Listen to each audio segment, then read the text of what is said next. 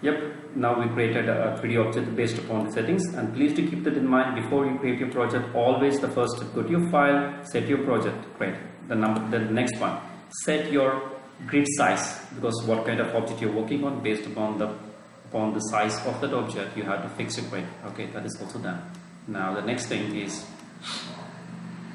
we created an object, we position it there, fine. And the next one is, I would like to move this object. So we'll see how to move them. So I'm going to duplicate this object here. So let's hit Ctrl D. So I can duplicate this object. So now this object name is sphere1. I would like to name this as ball1. Great. So it's a ball1 object, and when I hit Ctrl D, you can see here something is going to happen. Ctrl D is a shortcut key for duplicate. So Ctrl D. Yes, now you could see ball2. Now there are two objects there. Now you can see some dotted lines there, which means like there is another object in the same position or the location of that. So how to bring it out? All you have to do is press W and move it to your desired location. I just move it here. Yes. Now the duplication is done.